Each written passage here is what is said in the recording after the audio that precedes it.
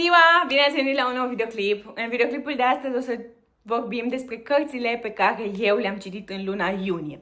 Dacă până acum vă prezentam 10-12 cărți, luna asta o să fie cu mai puțin de 10 cărți, cred poate chiar 10, pentru că am avut niște lecturi care nu m-au chiar prins neapărat. Am și o carte care i-am dat DNF pentru că nu am putut să o termin. Mi se termina creierul dacă terminam cartea respectivă.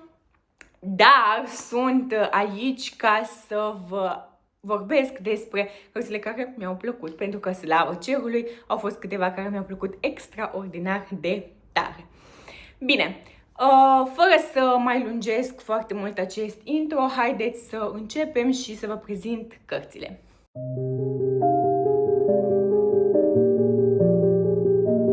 O să începem cu prima carte pe care nu o am în format fizic, pe care am și citit-o digital și pe care nici nu o să o cumpăr fizic pentru că nu m-a dat pe spate. A fost o carte pe care am început-o în luna mai și am finalizat-o în luna iunie. Acum că stau să mă gândesc, a fost atât de departe tot ce s-a întâmplat cu cartea respectivă, încât am foarte vagi amintiri în legătură cu ea. Țin minte doar esența și cartea este cartea lui Azrael. Am văzut pe internet, foarte populară această carte, toată lumea o aprecia și aveau doar cuvinte de laudă referitor la această carte, doar că eu nu am văzut lauda. Nu știu dacă a fost o perioadă nefastă, pentru că mai încep așa fantasy-uri și nu mă prind, citesc altceva, ulterior revin la ele, doar că cartea asta nu a fost pentru mine. A fost foarte lăudată, știu, e foarte apreciată, lumea de pe internet iubește foarte mult această carte, doar că la mine nu a fost cazul, chiar deloc, aș putea spune. Avem personajele principale pe Diana, Diana și Liam, care fiecare are propriul zbucium interior. Liam este un conducător care nu vrea să-și revendice tronul, să spunem, iar Diana a renunțat la viața pe care o avea pentru a-și salva sora și astfel cumva a acceptat să fie supusă în foarte multe privințe. Long story short, ei se întâlnesc și împreună vor să descopere cartea lui Azrael, care nu mai știu ce face, dar, cum spuneam, având în vedere că nici nu mai țin minte ce am citit, a și fost, mi se pare, acum 100 de ani, pentru mine cartea are 2 stele.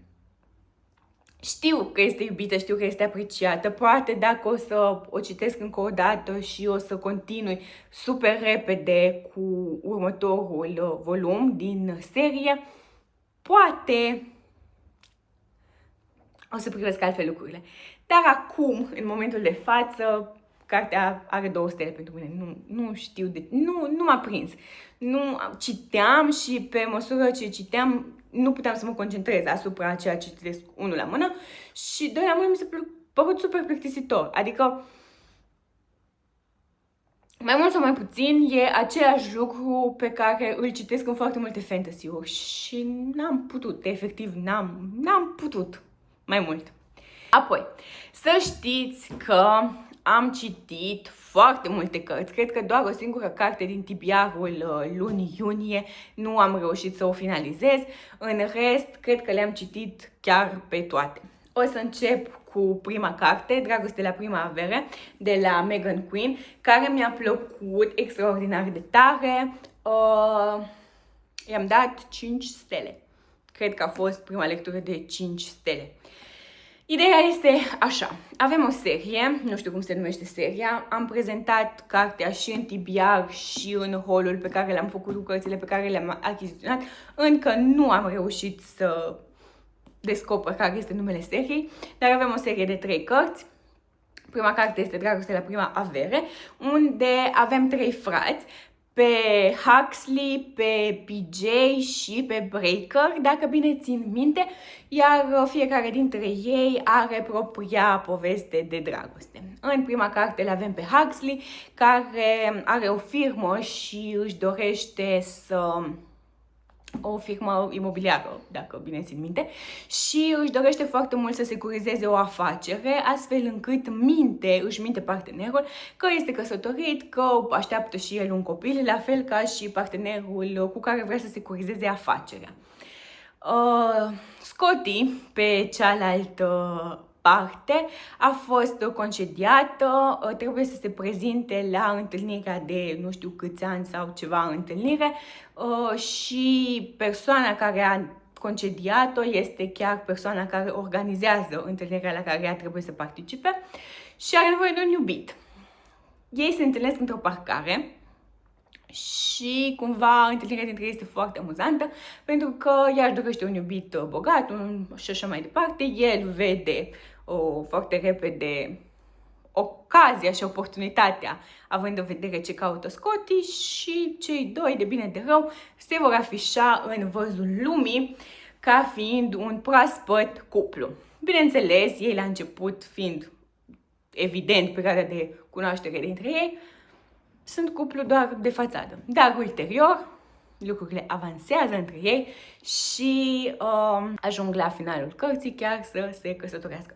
Nu știu dacă ce spun eu aici sunt spoilere, pentru că mă gândesc că din moment ce vă prezint o carte de dragoste și are titlul Dragoste la prima avere, ne dăm cu toții seama că într-adevăr ajung să se căsătorească și să se îndrăgostească și așa mai departe.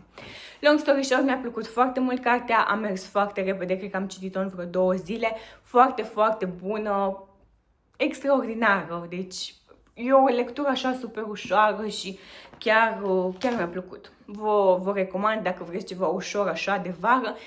El este un băiat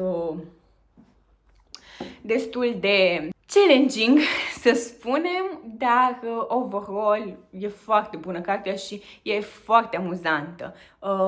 Am citit multe romansuri de-a lungul timpului și cărțile romanț de obicei nu au strecurate doze din astea de umor, dar asta, respectiv seria, pentru că am citit și a doua carte, au niște doze de umor super, super mișto. A doua carte, Nefăcuți unul pentru celălalt, îl avem pe JP, fratele lui Huxley, și pe, cred că am zis că pe ea o cheamă Scotty, dar o cheamă Lottie de fapt.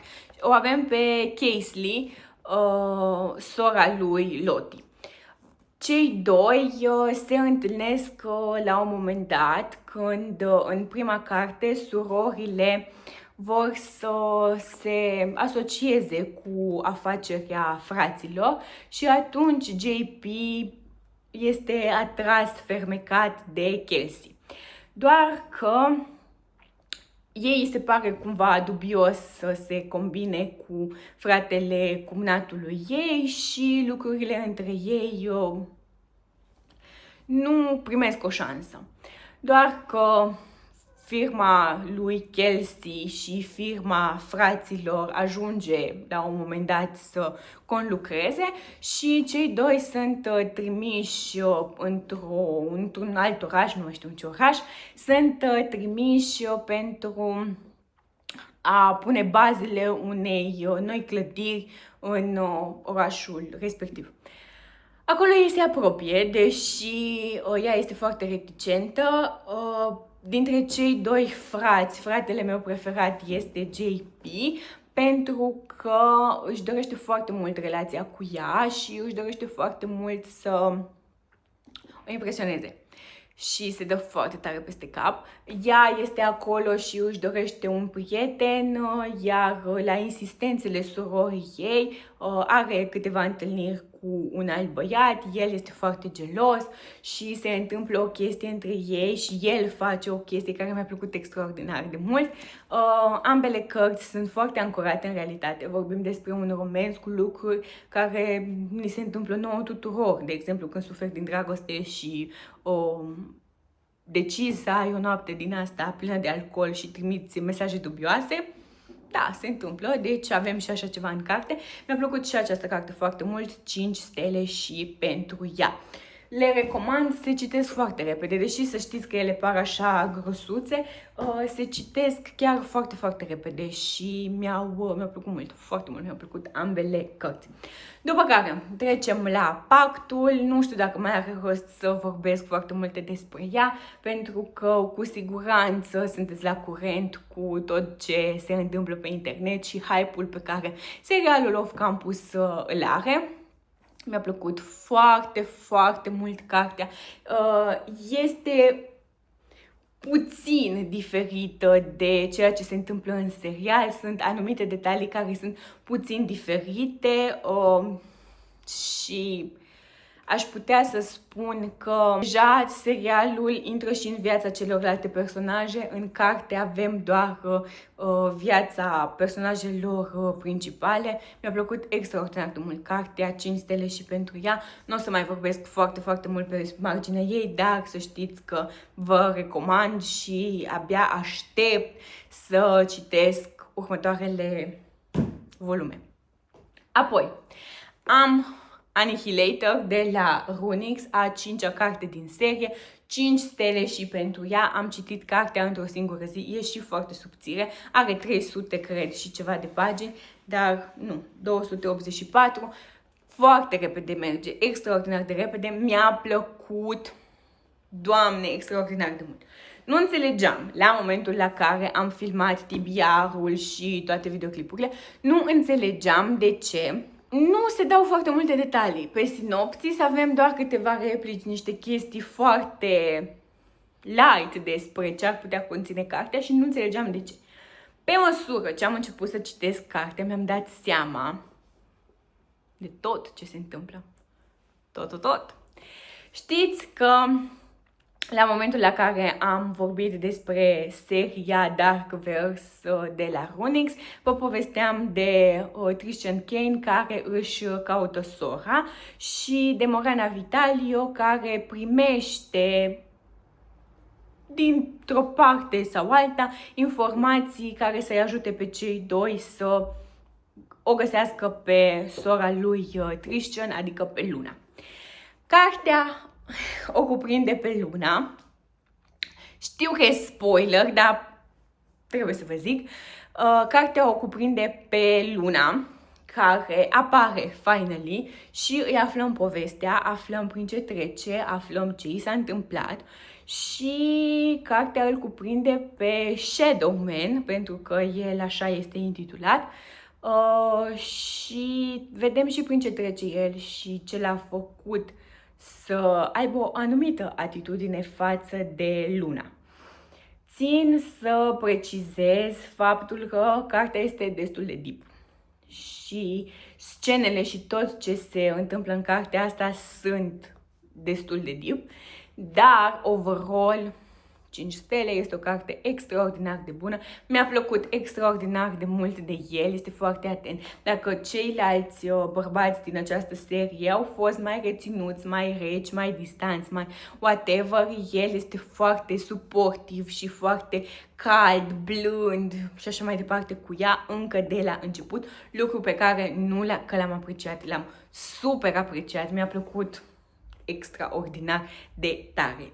Am iubit cartea asta și abia aștept ultimul volum să vedem ce se întâmplă cu sindicatul de fapt, pentru că până la cartea asta trăiam cu semnele de întrebare referitoare la existența Lunei, dar de acum încolo trăiesc cu semne de întrebare de cum se vor soluționa lucrurile cu sindicatul. Mi-a plăcut foarte mult, vă recomand. Și vă recomand toată seria, chiar dacă este Dark Romance, vă recomand tot.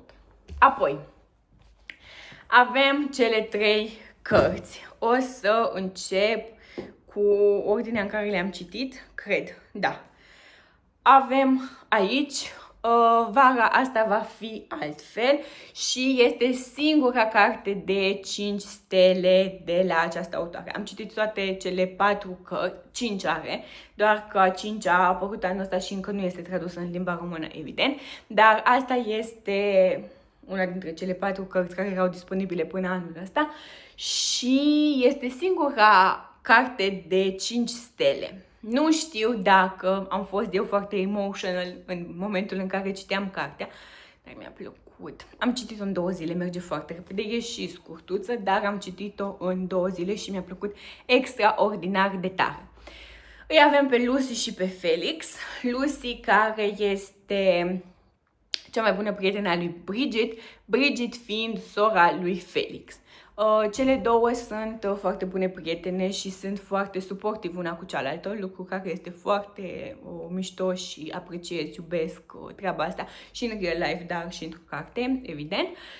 Și Felix, în momentul în care începe toată acțiunea cărții, cred că începe în urmă cu vreo 4 sau 5 ani, nu mai știu exact, 5 ani. Cele două prietene își fac prima vacanță în locul în care a copilărit Bridget și din cauza unei întâlniri sau nu știu ce interviu avea Bridget la vremea respectivă, Lucy ajunge prima în orășelul de pe malul lacului. Ea primește o listă de instrucțiuni cumva de la prietena ei cu lucrurile pe care le vor face în această primă vacanță și unul dintre lucruri era să nu se îndrăgostească de fratele ei. Ea ajunge în orășelul respectiv și văzând că este singură, merge în oraș să mănânce fructe de mare, nu mai știu, stridii. Merge să mănânce stridii, ajunge la un local unde întâlnește un băiat care este așa foarte șarmant și desface cu o mare pricepere stridii, îi oferă stridii, totul este minunat și ajung să petreacă o noapte împreună. A doua zi dimineață, când ea trebuie să meargă să o ia pe Bridget de la aeroport, își dă seama că adresa la care băiatul stă este adresa la care ele vor sta pe parcursul verii și așa își dă seama că băiatul pe care l-a cunoscut este de fapt fratele lui Bridget. Ei își doresc de momentul în care se întâlnesc și fac sex și ce fac ei, își doresc foarte mult să nu avanseze relația dintre ei pentru că nu vor sau Lucy mai degrabă nu vrea să o supere pe Bridget.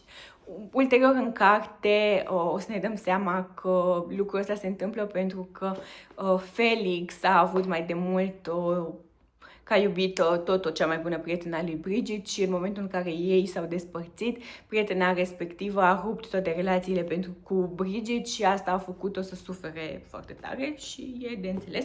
Și atunci ea, nevrând să-și piardă prietena, o avertizează: nu te îndrăgosti de fratele meu. În fiecare an ei își fac vacanța în casa în care Bridget a copilărit și ei ajung să aibă interacțiuni în fiecare an până în al 5-lea an de la momentul cunoașterii, când Bridget trece printr-o criză existențială înainte de nuntă și o cheamă pe prietena ei Lucy să retrăiască toate cele 5 vacanțe, 4, pe care le-a avuseseră până la momentul respectiv și să se bucure de încă o vară acolo. La momentul la care Lucy ia avionul să meargă la prietena ei, ea crede că anulează nunta, că vine sfârșitul lumii și așa mai departe, dar că lucrurile între ei se schimbă foarte tare și el și atitudinea lui se schimbă foarte tare. Își dă seama că o place pe Lucy și cumva uită ce s-a întâmplat cu fosta relație, cu relația dintre o fosta prietenă și Bridget și își dorește foarte mult o relație cu fata asta. Am plâns foarte tare la cartea asta, mi-a plăcut extraordinar de mult. Povestea este foarte simplă, deci nu e nimic extraordinar, nu e nimic ieșit din comun, dar mi-a plăcut, Doamne, extraordinar de tare. Ce mai este de menționat este faptul că cartea asta, la fel ca vara asta va fi, nu vara asta va fi altfel, nu mai știu cum îi zice, Vara iubirii noastre, sunt niște cărți în care se împletește trecutul cu prezentul. și e foarte emotional așa să vezi de unde s-a plecat și unde s-a ajuns. Eu am plâns la cartea asta, m-a atins foarte tare.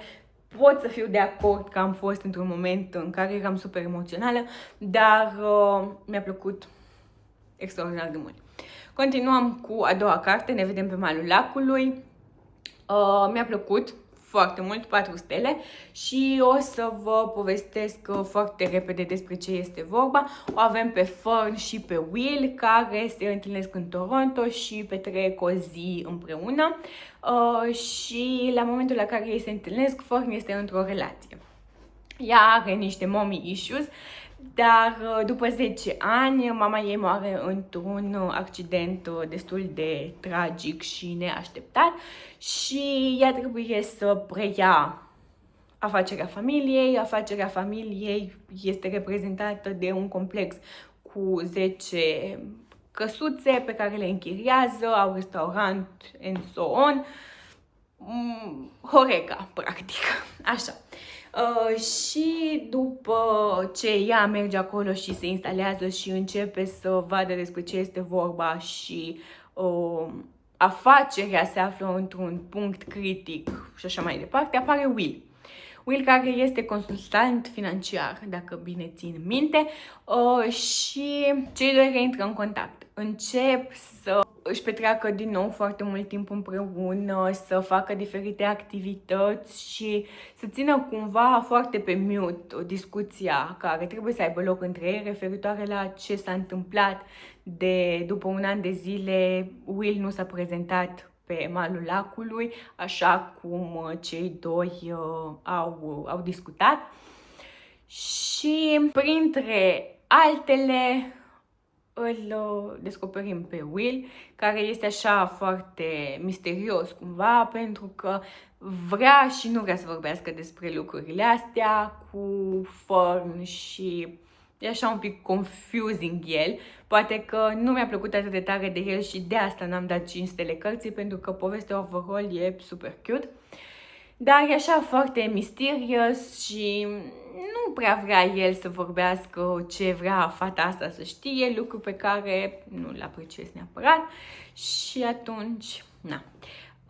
Cei doi, evident, rămân împreună. Este și un plot twist între ei, un plot twist care mi-a plăcut și o să aflați și motivul pentru care Will nu a venit anul următor când aveau planificată întâlnirea și ce s-a întâmplat de fapt ca el să ajungă să vină la afacerea lui Fern după moartea mamei. O carte bună, 4 stele, mi-a plăcut. Ultima carte, Strălucirea unei zile de vară, și cred că cea mai lungă dintre toate cele 3 cărți, este a doua carte după cartea Vara iubirii noastre și vă povesteam în momentul în care am făcut TBR-ul că Vara iubirii noastre este ecranizată pe Amazon și cel mai probabil sezonul 2 o să cuprindă această carte, Strălucirea unei zile de vară, unde îl avem pe Charlie, fratele lui Sam din prima carte. Asta este, cred că, prima carte din ce am citit eu în care trecutul nu este împletit cu prezentul și avem doar faptele din prezent.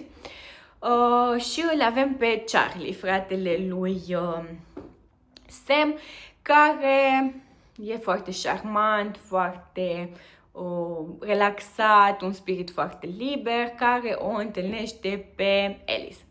Alice este o tânără fotografă care își propune să aibă grijă de bunica ei, care a suferit o operație la șold și vrea să o aducă la o cabană în Barry's Bay, unde ele și-au petrecut la un moment dat o vară și vrea cumva să aducă zâmbetul pe buzele bunicii, bunica destul de netate, de 80 ceva de ani, aducând-o acolo și retrăind momentele frumoase și minunate de altă dată. Long story short, Charlie este contactul pe care Alice îl are acolo și îi pune la dispoziție o listă cu lucruri pe care are nevoie ca Charlie să le facă în cabană pentru a-i ușura cumva viața, existența bunicii, iar Charlie de acolo este foarte protectiv și foarte drăguț, galant cu Alice și respectiv cu bunica. La un moment dat, în momentul în care Charlie avea 17 ani sau 19 ani, nu mai țin minte, nu mai știu diferența de timp, dar Alice face o fotografie și fotografia respectivă ajunge pe peretele unei clădiri de birouri și la un moment dat Charlie primește o poză cu fotografia și fotografia e ceva în sensul în care este cartea, este barca galbenă care apare și în prima carte, barca tatălui lui Sam și Charlie, unde pe barcă este Charlie, Sam și Percy și nu se știe până la momentul la care Alice apare în Barry's Bay cine este autorul acelei fotografii. Printre altele, Charlie află aspectul ăsta și Alice își face o listă de, nu mai știu, 13-14 lucruri pe care vrea să le facă în acea vară și vrea să le facă ca și când ar avea 17 ani. Charlie este foarte galant și foarte atent și o ajută să își îndeplinească toate aceste dorințe de pe lista respectivă. La momentul la care vara se termină, Lucy trebuie să plece și în momentul în care vrea să plece, simte că este foarte atrasă de Charlie și că îl place foarte mult și că își dorește ca relația dintre ei să continue, așadar își face curaj să îi spună și lui lucrurile astea, doar că Charlie o îndepărtează, aici este plot twist-ul cărții, Charlie o îndepărtează și ulterior, întoarsă înapoi în Toronto, află de la Percy niște vești referitoare la Charlie și lucrurile între ei ulterior se vor schimba. Dar este o carte foarte bună, i-am dat 4 stele, nu i-am dat 5 stele, nu știu de ce. Cred că mi-ar fi plăcut să mă țină mult mai tare cu sufletul la gură decât a făcut-o. Mi s-a părut așa toate cărțile astea 3, mi s-au părut așa un slow burn și de la momentul la care afli ce s-a întâmplat sau se produce așa o chestie, după aia acțiunea se întâmplă atât de repede încât, nu știu, e un slow burn până în ultimele 50-70 de pagini și ultimele 50-70 de pagini sunt cu un plot twist. Cam ăsta este stilul pentru toate cele 4 cărți. Deci nu aș putea să zic că este vreo lumină sau ceva ce îmi place, dar poveștile și vibe-ul, că asta mi-a plăcut foarte mult, de-aia am 4-5 stele la cărțile astea, vibe-ul și view-ul pe care autoarea te face să ți-l imaginezi sunt pentru o persoană care iubește vara, căldura, soarele și așa mai departe, sunt fix ce trebuie. Mai avem 2 cărți, 2 dezamăgiri. Am citit, finally, am terminat pe aceeași frecvență 2 stele. Mi s-a părut că citesc nimic, mi s-a părut că și că citeam cartea asta și că nu o citeam, n-am pierdut nimic. E atât de plictisitoare încât îmi vine să mă dau cu capul de ceva. Am citit cartea asta pe parcursul a unei luni. M-am apucat de ea la începutul lui iunie și am finalizat-o la sfârșitul lui iunie și, to be honest, am finalizat-o doar ca să nu mai târâi după mine prin alte tibiaruri, pentru că n-a fost să fie, nu știu. Mi s-a părut foarte plictisitoare. Povestea, ok, o înțeleg. Aidan este host la o emisiune de radio unde vorbește despre dragoste și așa mai departe. Lucy are o fiică care sună la emisiunea respectivă și cere sfaturi de la Aidan despre cum să îi fac viața amoroasă a mamei sale puțin mai picante. Mama intră pe fir, cei doi vorbesc, Lucy obține un job la postul de radio, cei doi au emisiuni împreună, evident se îndrăgostesc și tot ce se întâmplă în cartea asta este foarte previzibil. E foarte previzibil și plictisitor în același timp, pentru că prevăd ce se întâmplă, dar nu se întâmplă în următoarele 5-10 pagini, se întâmplă în următoarele 60, ceea ce mă enervează teribil. Nu e un slow burn, nu... Ceea ce se întâmplă nu mă face să am un slow burn, mă face să mă enervez pentru că nu se întâmplă odată și durează un catraliard de ani să văd ce se întâmplă și nu îmi place. Nu mi-a plăcut. 2 stele cu indulgență, i-aș fi dat una, dar știu că pentru una am citit chestii și mai rele. Nu m-a spart, nu m-a dat pe spate, știu că este o serie și că probabil va urma să fie fie traduse în limba română și celelalte cărți, dar nu mi-a plăcut.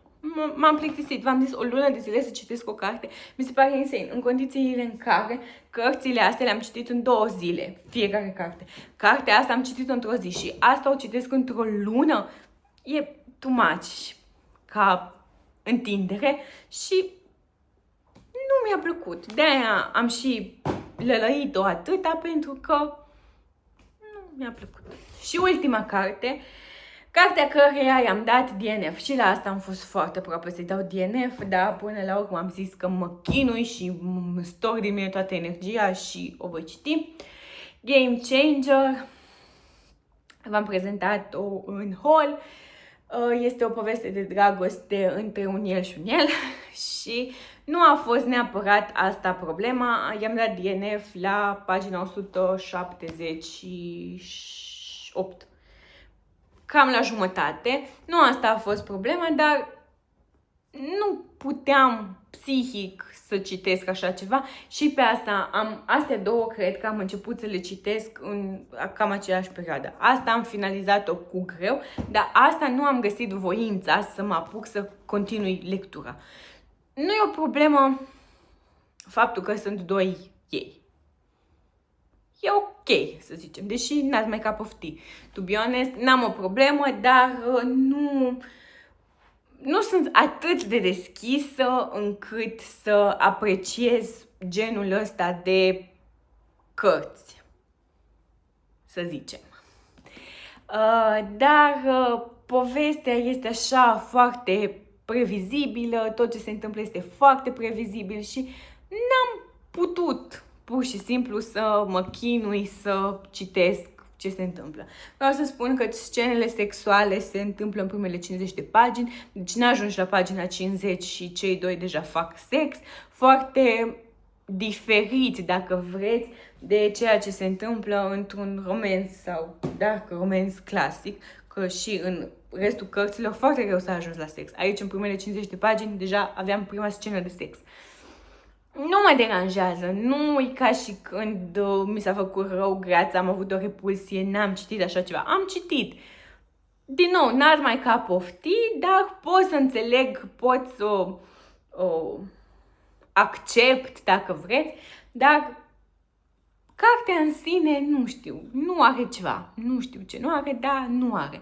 Povestea este așa foarte pe repede înainte, cumva deja de la pagina 178, la cât am ajuns eu, lucrurile între ei sunt foarte avansate și totul se întâmplă așa foarte repede, foarte diferit, într-adevăr, de slow burn-ul pe care l-am citit luna asta, dar dacă ar fi să fac o paralelă între slow burn-ul în care am stat și repezeala din cartea asta, aș vrea o medie, to be honest, dar, din nou, not my cup of tea, nu am un rating pentru ea fiind DNF, nu știu dacă vreodată voi întinde mâna să o termin, pentru că mai am și cea de-a doua carte din serie, dar so far asta este impresia. Astea au fost cărțile. Mulțumesc că v-ați uitat la videoclipul meu și aștept în comentarii părerile voastre în legătură cu cărțile pe care le-am prezentat, să-mi spuneți dacă ați citit, ce v-am prezentat eu aici, dacă vreți să o citiți pe baza a ceea ce eu am povestit cu voi despre aceste cărți. Din nou, mulțumesc că v-ați uitat la mine, vă doresc o zi sau o seară minunată în funcție de momentul la care vă uitați și noi ne revedem săptămâna viitoare cu tibiarul lunii iulie. Pupici și vă îmbrățișez! Pa!